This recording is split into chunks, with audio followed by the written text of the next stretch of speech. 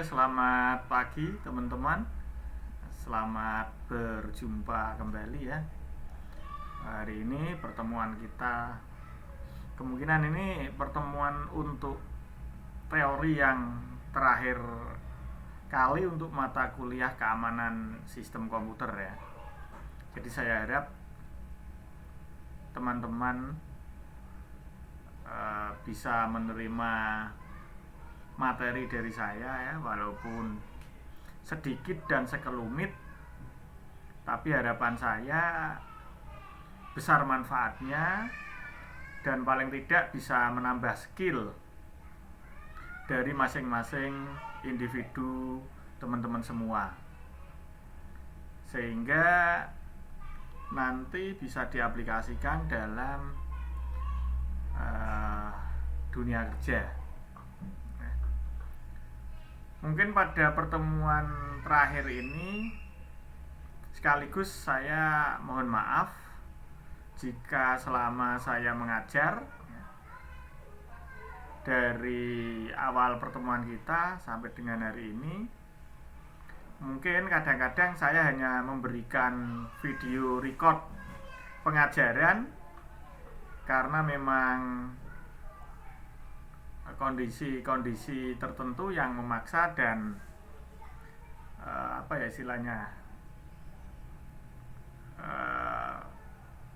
saya harus menyampaikan materi secara record ya. Mungkin karena kepentingan tertentu sehingga saya tidak bisa melakukan live yang mungkin ada beberapa teman-teman mahasiswa kurang begitu nyaman ya, saya mohon maaf. Terus untuk perkuliahan hari ini kita coba ke simetris dan asimetris ya dalam enkripsi dan dekripsi ya. Jadi bukan deskripsi tapi dekripsi. Kalau deskripsi itu penjabaran atau penjelasan, tapi kalau dekripsi itu proses pembalikan. Nah, hari ini kita akan mencoba melihat, mengkaji atau paling tidak mengetahui lah ya. Jangan kita berpikiran mulu-mulu ya, karena materinya saja materi dasar ya. Jadi kita nggak usah mulu-mulu, paling tidak mengetahui apa itu simetris dan apa itu asimetris. Bagaimana simetris itu bekerja dan bagaimana asimetris itu bekerja. Nah, sebelum kita tahu lebih jauh tentang simetris dan asimetris, kita harus paham dulu hubungan antara kriptanalisis dengan kriptologi, karena dua ini berbeda ini. Walaupun berbeda, mereka itu punya hubungan gelap ini.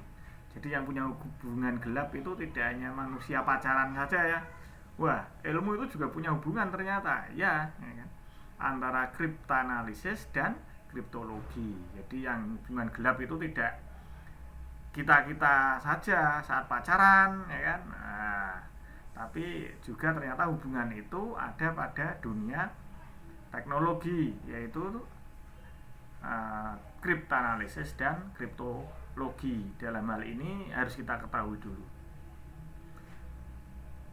Nah, sebelum kita melangkah ke sana, saya ingatkan kembali untuk teman-teman semua agar melakukan presensi melalui sistem yang ada di siakat.stecom.ac.id, karena memang presensi hanya akan diakui ya, dianggap sah dan legal kalau melalui sistem yang ada di siakat.stecom.ac.id. Jangan presensinya melalui WA disampaikan ke saya pribadi ya, apalagi japri ya, itu nggak boleh. Nanti secara sistem tidak terakui, walaupun secara pribadi saya mengakui, tapi secara sistem tidak akan dianggap sah ya. Jadi teman-teman harus presensi melalui sistem tersebut. Makanya di running tag saya di paling bawah itu selalu muncul peringatan untuk melakukan presensi melalui sistem yang ada di Stecom atau siakat.stekom.ac.id. Baik, kita kembali ke materi kita tentang apa itu kriptanalisis, apa itu kriptologi. Nah, kriptanalisis itu adalah cara yang digunakan untuk memecahkan ciphertext. Ciphertext itu teks yang sudah diusasik tadi ya, yang sudah dibuat ruwet, yang sudah dibuat tidak terbaca, itu ciphertext namanya. Nah, proses untuk memecahkan ciphertext inilah yang nantinya bisa menjadi plain text ya, atau pesan yang bisa kita baca, pesan yang bisa kita ketahui ya, tanpa harus mengetahui kuncinya atau key-nya. Tentunya key yang legal, key yang sebenarnya ya, bukan key yang bajakan atau key yang hasil krek-krekan atau key yang palsu atau key hasil dari tidak resmi itu ya, tapi yang jelas key yang ilegal ya. Di sini. Jadi memecahkan ciphertext tadi ke dalam plain text tanpa menggunakan key atau kunci yang asli atau yang sebenarnya. Maka orang yang melakukan proses atau melakukan aktivitas kegiatan seperti ini, dialah yang disebut sebagai kriptanalis ya. Jadi cara kriptanalis bekerja ya, aktivitas kriptanalis dalam melakukan kegiatan ya, kondisi-kondisi pemecahan ciphertext menjadi plain text tanpa menggunakan kunci yang sebenarnya tadi yang dilakukan oleh seorang kriptanalis, itulah yang disebut kriptanalisis ya. Orang yang melakukan aktivitas, orang yang melakukan tindakan, orang yang melakukan kegiatan disebut kriptanalis. Tindakannya, keseluruhan dari pemecahan ciphertext menjadi plain text tanpa key ya, tanpa ilegal ya, tanpa legal key tadi disebut dengan kriptanalisis. Sedangkan kriptologi itu adalah studi atau ilmu ya, yang dilakukan untuk mempelajari segala bentuk tentang kriptografi dan kriptanalisis. Jadi kriptologi itu ilmunya ya kan? Kriptanalis itu adalah tindakan, kriptanalisis itu adalah tindakannya, kriptanalis itu adalah orangnya, ciphertext itu adalah kode yang ingin dipecahkan atau pesan yang terenkripsi, sedangkan plain text itu adalah pesan utamanya. Key itu adalah kuncinya.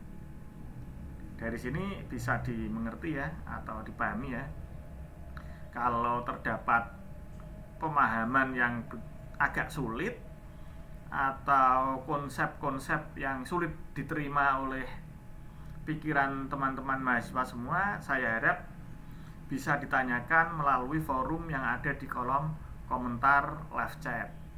Jadi nanti saya bisa menjelaskan, karena sebisa mungkin dalam saya menjelaskan, memberikan kuliah itu menggunakan bahasa-bahasa yang mudah dan dimengerti oleh mahasiswa. Karena saya itu orangnya tidak intelek, jadi bahasa saya itu ya bahasa katrok, bahasa desit. Karena saya itu dari desa, ya orang desa, orang pinggiran, jadi bahasanya ya memang katrok dan bahasa desit. Nah, sebisa mungkin saya akan menggunakan bahasa-bahasa yang mudah dimengerti, sehingga setiap mahasiswa yang mendengarkan dan melihat dari tulisan-tulisan saya itu otaknya, pikirannya, dan perasaannya itu bisa terbawa dan langsung dipahami. Nah, misalkan sampai terdapat kekurangpahaman, langsung bisa ditanyakan. Silakan kalau sudah ada yang ingin ditanyakan, atau mungkin ada beberapa dari teman-teman yang ingin bertanya, langsung ketikkan saja melalui kolom komentar yang ada di live chat. Bertanya jangan takut, karena ada pepatah mengatakan malu bertanya sesat di jalan. Nah, khawatir saya kalau Anda malu bertanya ini nanti kalau tersesat nggak bisa pulang ini. Nah, saya khawatir ini. Anda keluar beli gorengan, mau pulang, muter-muter nggak tahu jalannya pulang. Karena apa? Tidak bertanya. Nah, ini salut. Ini saya sangat kasihan nanti. Nggak pulang-pulang, gorengannya sampai dingin, nyampe rumah nggak kemakan malahan. Makanya biar tidak tersesat, silahkan nanti Anda dan teman-teman semua ini bertanya. Yang perlu dipertanyakan apa, silahkan sampaikan melalui kolom komentar live chat. Pokoknya kuliah dengan saya santai saja. Saya kuliahnya tidak lama-lama, karena saya tahu sendiri bahwa kebutuhan akan kuliah virtual online itu tinggi. Kuota harus tersedia, jaringan harus bagus. Kalau jaringan sedikit saja bermasalah, maka jaringan atau perkuliahan itu akan menjadi delay, sehingga kenyamanan perkuliahan itu sudah hilang. Makanya saya tahu sendiri kondisi-kondisi seperti itu. Sekarang kuota juga mahal, dan makanya saya kasih kuliah sedikit dengan bahasa yang simple, ya, cukup bisa untuk memancing dan untuk mendalami lebih jauh tentang materi. Nah, ketika nanti Anda tertarik mendalami, silakan cari referensi, silakan cari buku-buku, atau silakan cari pemahaman skill yang ada di referensi yang lain, baik itu buku, jurnal maupun internet.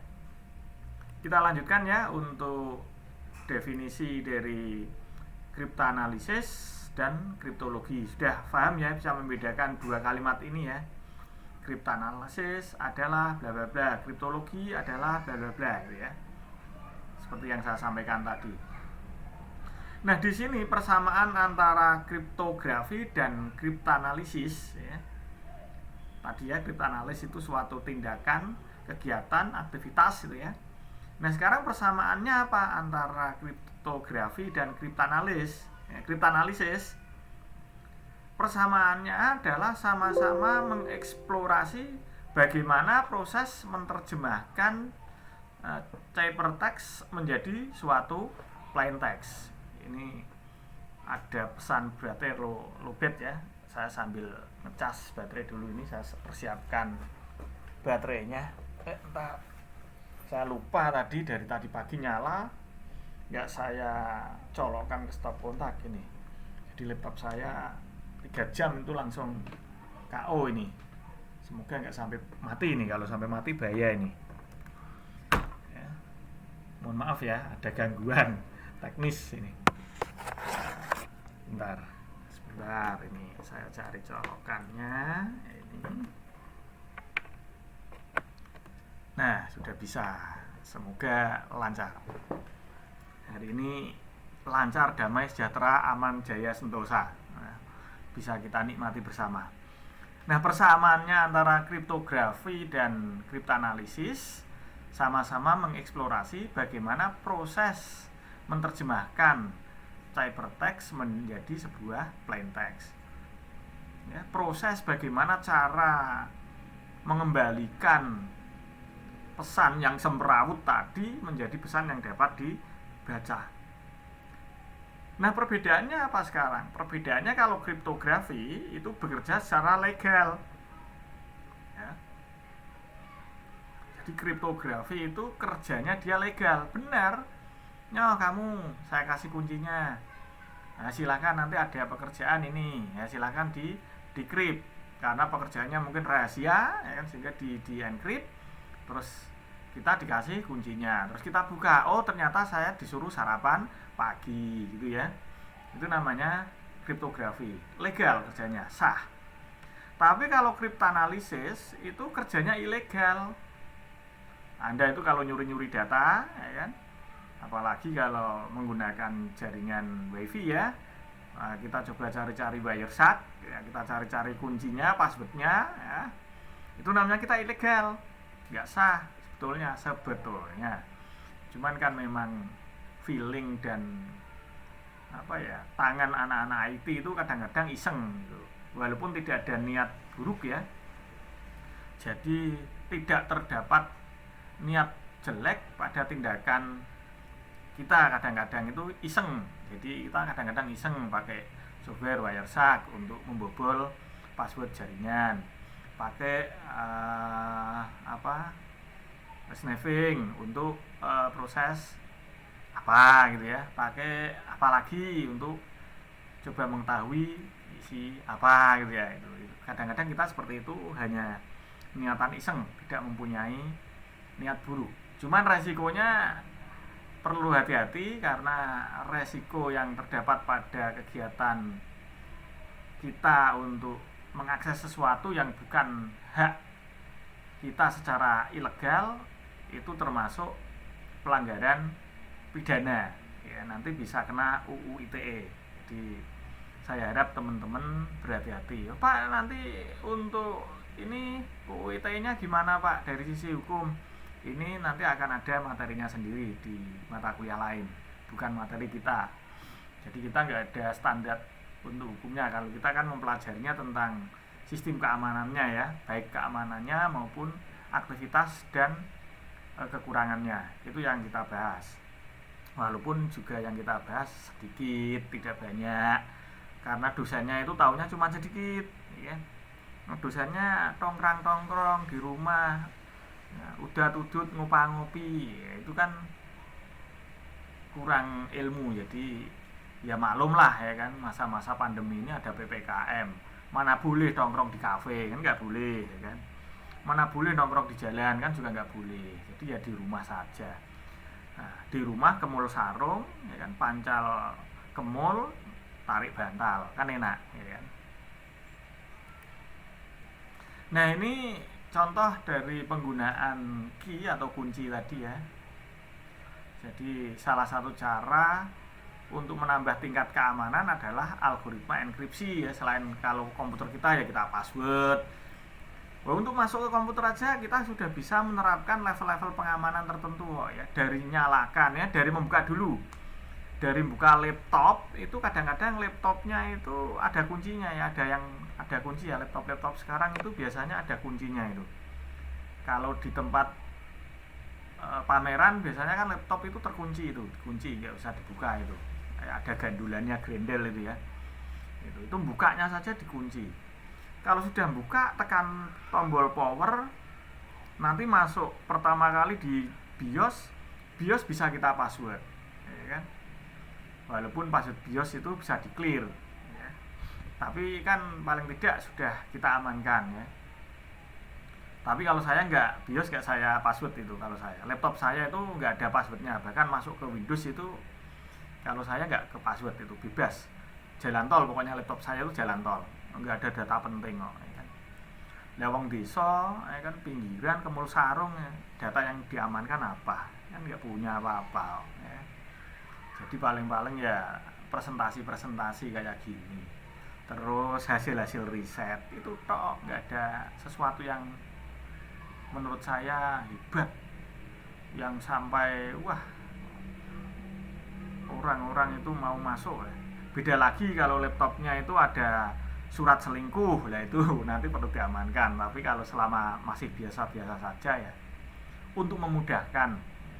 Tapi prinsip saya itu tidak saya kunci untuk memudahkan. Kalau saya tergesa-gesa mau jam ngajar buka, kalau di password kayak gitu kan butuh waktu. Tapi kalau enggak kan tinggal buka, tekan tombol power, nyala. Bahkan kadang-kadang saya itu pakai laptop yang automatic on. Jadi automatic on itu maksudnya itu kalau posisi layar dibuka itu otomatis powernya langsung dia on sendiri. Itu namanya automatic on. Kayak HP itu ya modelnya, buka langsung dia nyala. Itu cepet ya, nggak lama-lama ya. Nah, itu contoh-contoh pengamanan. Nanti masuk Windows diamankan. Habis itu mau masuk foldernya dikunci lagi ya kan. Habis masuknya file dikunci lagi. Habis itu filenya bisa dibuka, filenya masih sifatnya read only lagi. Nah, ini kan level-level pengamanan namanya. Nah, di samping yang saya sebutkan tadi itu teknik pengamanan, itu ada satu cara lagi yaitu dengan cara melakukan enkripsi. Tentunya kalau kita enkripsi nanti juga butuh dekripsi. Nah, enkripsi dan dekripsi ini membutuhkan satu kunci atau key lah, key kalau bahasa Inggris itu key. Tapi kalau bahasa Indonesia ya kunci gitu ya. Karena saya orang desa itu lidahnya kadang-kadang kalau suruh baca Inggris itu keselip, sehingga dibuat bahan tertawaan dan candaan gitu ya. Mendingan saya pakai bahasa Indonesia gitu aja lah ya. Jadi ki pakai, kalau ki kok malah keblabasan pakai yang asing ya.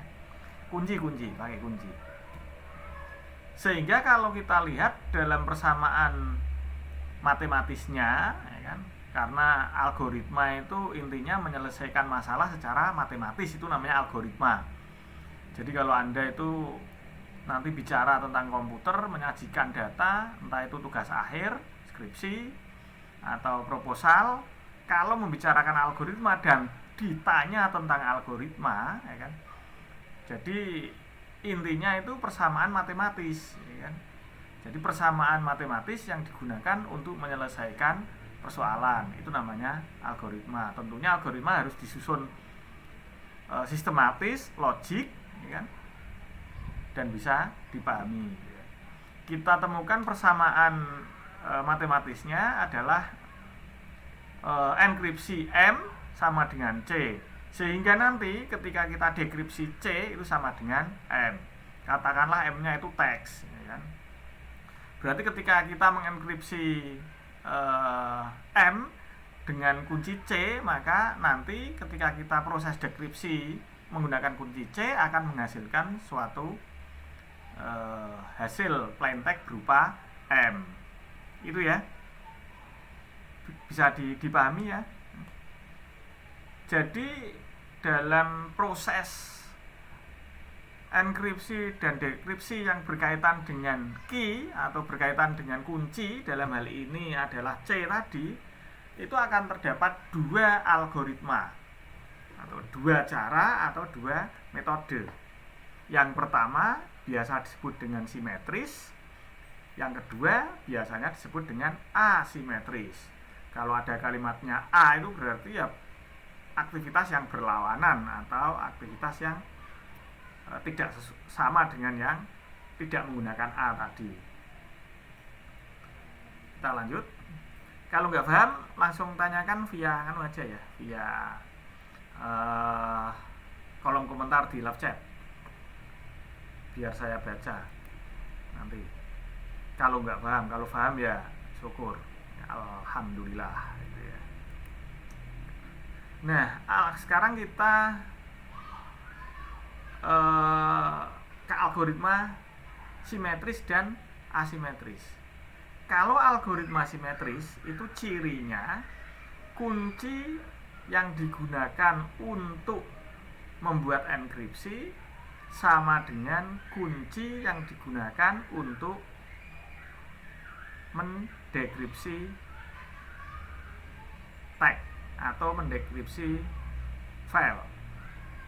Intinya kunci yang digunakan pada proses awal atau proses enkripsi sama dengan kunci yang digunakan pada proses dekripsi. Itu namanya simetris. Kalau asimetris, itu kunci yang digunakan pada proses enkripsi itu berbeda dengan kunci yang digunakan pada proses dekripsi. Jadi kuncinya berbeda. Proses simetris itu antara proses encrypt dan decrypt kuncinya sama. Kalau asimetris antara proses encrypt dan decrypt itu kuncinya berbeda. Paham ya? Udah, pokoknya saya pelan-pelan saja. Nah, kalau waktunya habis ya selesai, gitu aja lah, mudah, nggak usah repot-repot dengan kita. Nah, kita lihat dulu yang algoritma simetris sekarang ya. Kuncinya yang digunakan sama. Nah, pada prosesnya nanti karena kunci yang digunakan saat enkripsi dan kunci yang digunakan saat dekripsi itu sama ya, karena proses kesamaan inilah otomatis dalam proses enkripsi dan dekripsi ini yang disebut dengan simetris tadi menggunakan satu kunci. Maka persamaan analogika dari algoritma simetris ini adalah single key algorithm. Kalau nanti saya menyebut single key algorithm, berarti proses yang dilakukan adalah simetris. Ya. Nah, sebelum melakukan pengiriman pesan, ya, pesannya itu sebelum dikirim, ya, si penerima tadi itu harus sudah memiliki kuncinya. Ya. Jadi misalkan pesan di saya, nanti mau saya sampaikan ke teman-teman. Nah, ini saya kan memilih kunci. Tentunya dalam pemilihan kunci ini bisa saya lakukan sendiri, bisa teman lakukan sendiri. Pokoknya intinya ada harmonisasi antara saya dan teman-teman itu ya. Kita tentukan key-nya, ya kan? Kuncinya ini, gitu ya. Nah, setelah itu saya enkripsi, terus pesan saya kirim ke teman-teman, terus teman-teman decrypt dengan kunci yang sudah disepakati tadi. Itu single key algorithm. Nah, karena proses enkripsi itu pada prinsipnya adalah untuk menyandikan pesan, otomatis kunci ini harus rahasia. Jangan kunci ini diumbar ya, kunci ini disampaikan ke orang-orang lain, jangan. Ya, kunci ini tetap kita pendam, kita simpan sebagai secret key algorithm. Paham ya? Kunci yang sifatnya adalah rahasia, tidak boleh disebarluaskan, ya. Ya, maka dia disebut sebagai secret key algorithm. Contoh algoritma simetris ini adalah metode DES, ya, Data Encryption Standard. Ya, kalau Anda nanti baca-baca di buku, itu jangan tanya saya DES-nya ya, Pak, cara membuat DES-nya ini gimana? Pak, cara jangan ini kita mempelajari kulitnya ini. Yang penting kita tahu dulu ya. Kalau mau mempelajari DES-nya itu ada mata kuliahnya sendiri harusnya itu. Jadi proses DES itu seperti apa dikaji, ya, itu ada mata kuliahnya. Nah, nanti EAS itu gimana dikaji, ya itu RSA gimana dikaji, ya itu. Nah, itu ada mata kuliahnya. Ini kita sifatnya yang umum-umum dulu saja. Ya. Yang santai-santai saja, jangan terlalu berat-berat, nanti otak saya nggak sampai sana itu, karena kemampuan saya belum sampai ke arah sana itu. Maklum, dosen pas-pasan, ya kan? Kemampuannya pas, uangnya juga pas, gitu ya. Jadi pas butuh, pas ada, pas ingin, pas ada juga, ya. Saya butuh mobil, pas ada mobil. Saya butuh uang, pas ada uang. Nah, itu kan pas-pasan namanya. Ini ya yang single key algorithm. Asumsinya itu kuncinya sama ya. Ini mouse saya kelihatan ya, semoga ya ini. Ini kunci sama dengan kunci yang ada di sini ya. Ketika ini proses ini namanya plain text ya, plain text diproses menjadi enkripsi dengan kunci ini, maka jadilah ciphertext. Nah, ketika dikirim jedet gitu ya, kirim les gitu ya ke sini. Ini dikirim sampai sini, kemudian dibuka dengan kunci yang sama tadi ya, maka bisa menjadi plain text. Jadi proses di sini ciphertext di decrypt dengan menggunakan kunci yang sama pada saat encrypt tadi, jadilah plain text. Ini gambarnya. Ini contoh lebih apa? Proses lebih detail lagi kan. Ini ada komputer pengirim, si pengirim. Katakanlah ini saya mau kirim pesan ke Anda, teman-teman semua ini. Nah, proses pengiriman ini melalui satu media, di mana media ini memerlukan sebuah proses enkripsi. Ya. Katakanlah pesan itu sebagai plain text, ya. Pesan ini sebagai plain text, ya, di sini kemudian dikirim atau sebelum proses pengiriman ini dia di-encrypt dulu, ya kan, menjadi sebuah cipher. Nah, ciphertext ini lalu diterima dan di-decrypt oleh si penerima ini. jadilah menjadi plain text, sehingga penerima ini tahu maksud dari pesan yang diterima. Nah, K yang di sini kunci ini sama persis antara proses encrypt dengan proses decrypt. Nah, ini contoh-contoh algoritma yang menggunakan algoritma simetris ya. Ada DES atau data encryption standar, ada RC2, RC4, RC5 dan RC6. Ini ada di wireless ya. Internal data encryption atau IDEA ya. Terus ada AES yang saya sebutkan tadi ya, Advanced Encryption Standard. Ada on template atau OTP ya. OTP ini sering kita dapat ya ketika kita dapat SMS untuk memasukkan kode itu loh. Kita buka email 2 langkah katakanlah. Nah, nanti ketika kita buka, kita akan mendapatkan kode berupa SMS, kode OTP itu ya, dimasukkan ke situs tadi, lalu bisa kita buka. Itu namanya OTP, on time pad. Itu menggunakan algoritma simetris. Jadi algoritma untuk membuka website atau melanjutkan proses tadi sama dengan angka atau kunci yang dikirimkan, atau sama dengan kunci yang kita terima di SMS tadi. Terus A5 ya kan, masih banyak lagi, nanti dibaca-baca lagi boleh. Ini contoh plus enkripsinya ya. Ini pengirim, saya katakan punya pesan hello. Hello. Nah, kata hello ini dienkrip menggunakan kunci. Sehingga muncul huruf-huruf baru yang tidak bisa dibaca.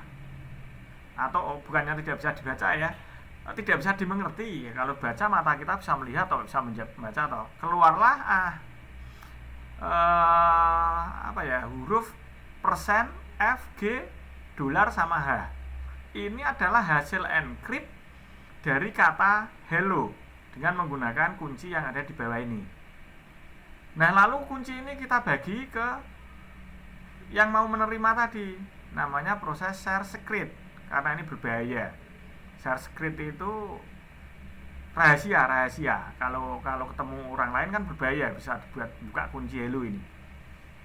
Kemudian saat si penerima ini mau membaca pesan yang dikirim tadi menggunakan kunci yang telah di-share bersama tadi, yang telah dikirimkan ke kita, maka kita buka dengan proses decrypt. Maka setelah dibuka dengan proses decrypt, muncullah kata hello. Kata hello ini disebut sebagai plain text, baik yang hello di recipient maupun yang ada di sender, itu namanya plain text. Sedangkan persen, F, G, S, H ini adalah ciphertext. Nah, proses keseluruhan inilah yang disebut dengan kriptografi, karena ilegal. Tapi kalau ada orang nyusup, ya, katakanlah orang yang tidak dikenal, mau membaca pesan persen, F, G, H, dolar H ini apa toh sebetulnya toh, ya kan? Penasaran kan penyusup ini pesan apa ini? Lalu dia mencoba-coba, kan, entah itu percobaannya memakan berapa lama, berapa besar biaya, kan. Akhirnya terbukalah dengan hello. Lah, orang yang berusaha membongkar kata ini disebut sebagai cryptanalysis, ya kan?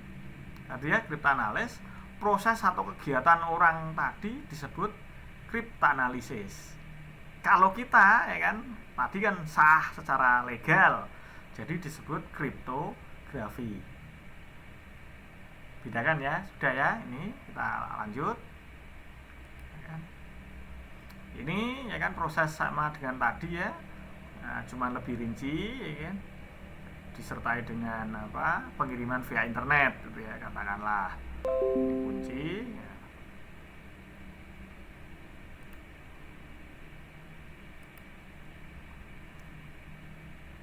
Terus kita lanjut, ya kan? Kita lanjut lagi untuk gambar ini, ya kan?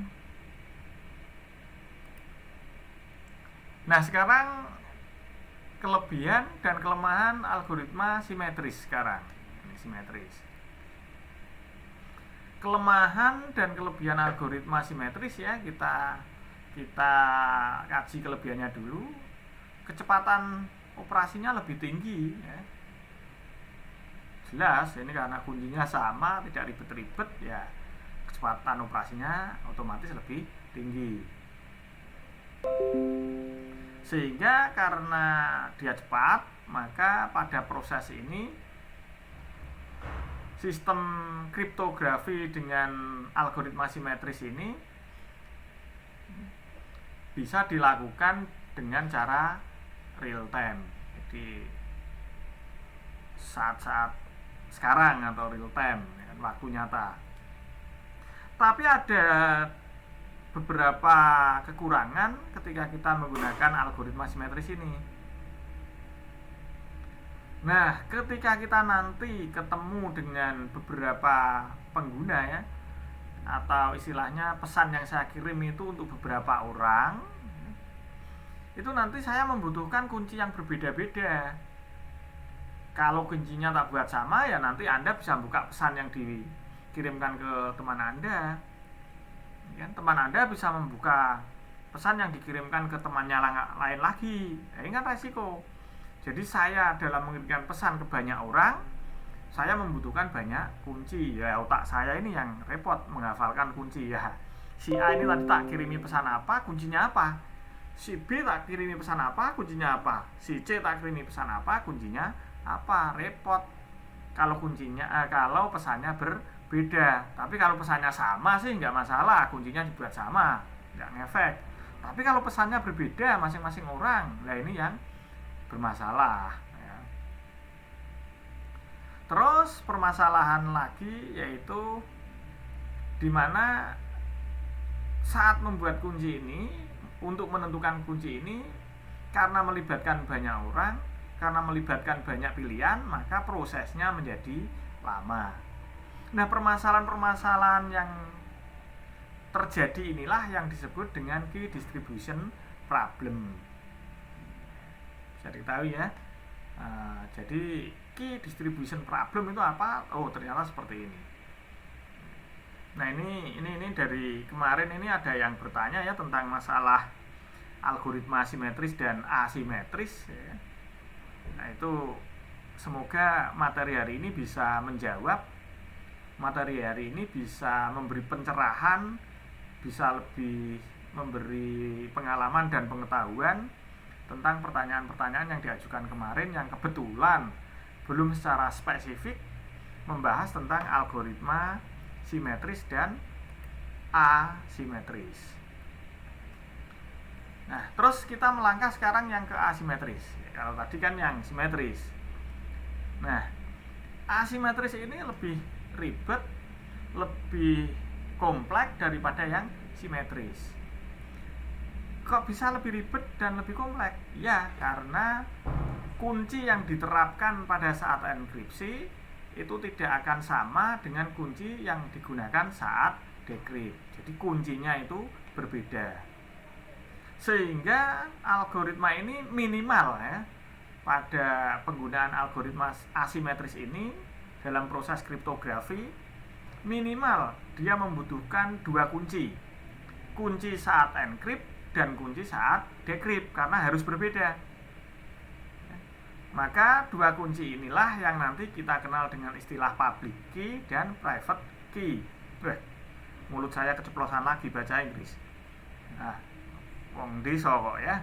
Yang disebut dengan dua kunci yaitu kunci public dan kunci privat. Pilih ya, dua kunci yang berbeda tadi. Yang satu disebut kunci public, yang satu disebut kunci privat. Nah, kunci yang disebarkan secara umum itu disebut kunci publik. Kunci yang disimpan secara rahasia oleh si pengguna disebut kunci privat. Paham ya? Itu. Katakanlah saya membuat enkripsi ya, saya membuat pesan. Lalu saya enkripsi dengan kunci XYZ gitu ya. Nah, masing-masing dari Anda ini saya kasih kunci yang berbeda saat saya encrypt ini. Nah, kunci yang saya sebar ini yang disebut kunci publik ya, nggak masalah karena proses decryptnya nanti pakai kunci ini nggak bisa ya. Sehingga Anda pegang kunci yang sendiri-sendiri yang privat. Jangan sampai ketahuan ya kan. Nah, itu disebut kunci privat gitu ya. Contoh dari penggunaan asimetris ini adalah RSA ya, Reverse Samir Agreement. Ini contoh gambar dari penggunaan kriptografi dengan algoritma asimetris, di mana penggunaan antara kunci encrypt dan kunci decrypt itu berbeda gitu ya. K1 dan K2 itu berbeda ya. Bisa dipahami ya, semoga Anda bisa paham dan tidak terlalu banyak kendala dan masalah sehingga tidak kesulitan. Nah, ini sama tadi ini ya, ini gambar-gambar yang tadi ya, tentang public key sama private key ya. Yang public key itu yang sini ya, dimana proses encrypt tadi menggunakan public key ya, sedangkan untuk yang decrypt ini menggunakan private key ya. Jadi proses untuk mendecrypt ciphertext agar bisa menjadi plain text. Itu private key. Contoh penggunaan dari algoritma asimetris ini adalah DSA ya, Digital Signature Algorithm. Jadi tanda tangan digital itu ya, itu dia menggunakan asimetris. Terus kemudian RSA ya. Terus kemudian DH atau Diffie-Hellman. Terus elliptic kurva kriptografi ya, ECC. Terus kriptografi kuantum ya, dan masih banyak. Nanti saran saya kalau tertarik dengan hal ini perbanyak baca-baca ini ya. Bahkan materi yang saya sampaikan dari simetris dan asimetris ini bisa dijadikan topik skripsi ya. Jadi kalau Anda tertarik mau ambil skripsi ya, bisa ambil salah satu topik dari yang saya sampaikan. Algoritmanya jangan banyak-banyak lah. Anda ambil satu algoritma ya, dari yang simetris maupun yang asimetris ini, itu bisa. Ini kekurangan dan kelebihan dari algoritma asimetris ya. Tentunya karena kuncinya berbeda, otomatis kelebihannya keamanan dari kunci itu bisa terjamin. Terus masalah manajemen kunci juga lebih sedikit daripada nanti algoritmanya yang simetris tapi mau ngirim pesan banyak. Tadi kan kuncinya walaupun sama nanti menimbulkan hal yang susah itu di otak kepala. Tapi kalau algoritma asimetris ini tertangani kan, proses seperti itu. Kalau dihitung-hitung secara totalitas nanti kuncinya malah jadi lebih sedikit algoritma asimetris daripada yang simetris ketika kita mengirim banyak pesan ke beberapa orang secara sekaligus. Walaupun hebat, walaupun seperti banyak kelebihan ini, tapi tetap namanya suatu algoritma itu ada kekurangan, di mana kecepatan dari algoritma ini menjadi rendah. Terus kunci yang diberikannya pun, kunci yang digunakan pun itu jadi lebih panjang ya, daripada algoritma yang simetris tadi. Ini kekurangan dari algoritma yang asimetris. Nah, pilihan kembali pada diri kita masing-masing. Kepentingannya seperti apa, level tingkat kerahasiaannya seperti apa. Haruskah saya menggunakan simetris, haruskah saya menggunakan asimetris? Ini kembali kepada diri kita masing-masing. Semua ada kekurangan dan kelebihan. Jadi tidak ada dalam hal ini lebih baik daripada ini lebih baik daripada ini. Tapi kembali lagi ke dalam kepentingan. Kalau sudah membicarakan kepentingan, bisa saja hal ini lebih baik daripada hal ini karena berdasarkan kepentingan tertentu, bukan secara umum, bukan secara keseluruhan gitu ya. Jadi nanti kalau ada pertanyaan ya, seperti teman-teman Anda yang minggu lalu sempat bertanya karena baru saya singgung sedikit. Lah, enaknya bagusnya pakai yang asimetris atau yang simetris, Pak? Saya jawab, tergantung kebutuhan. Kalau kebutuhan Anda itu menguntungkan yang simetris, berarti kebaikan itu terdapat pada simetris. Kalau kebutuhan sampai level asimetris, berarti kebaikan atau kebutuhannya atau keuntungannya ya pada asimetris. Itu ya, jadi berdasarkan dari tingkat kebutuhan. Nah, ada beberapa yang perlu Anda ketahui ya, walaupun sudah kita gunakan kriptografi, tapi tetap serangan itu ada ya, namanya orang iseng tadi kan, seperti saya katakan di awal-awal tadi ya, itu tetap ada. Orang penasaran itu juga ada, makanya harus kita ketahui bahwa serangan-serangan terhadap kriptografi itu dimungkinkan tetap eksis dan tetap ada ya. Jadi penyadap itu berusaha mendapatkan data yang digunakan untuk kegiatan kriptanalisis. Ini orang yang nyadap tadi itu berusaha memecahkan kode-kode itu ya. Itu kan proses kriptanalisis itu. Nah, orang yang menyadap tadi atau kriptanalis itu berusaha mengungkapkan plaintext tadi dengan kunci dan data yang disadap tadi ya. Nah, ini kalau menggunakan yang simetris kan langsung bisa dipecahkan, tapi kalau asimetris agak susah, membutuhkan waktu kan gitu ya. Kriptanalis dapat menemukan kelemahan dari sistem kriptografi yang kita gunakan, sehingga dia nanti bisa menemukan kunci yang kita gunakan, sehingga dia berhasil membalikkan atau dia berhasil melakukan proses dekripsi. Nah, dalam hal penyadapan ini biasanya itu dilakukan menggunakan saluran komunikasi ya, bisa menggunakan kabel, bisa menggunakan wireless. Mungkin materi itu yang bisa saya sampaikan untuk hari ini sebagai materi penutup untuk keamanan sistem informasi atau keamanan sistem komputer.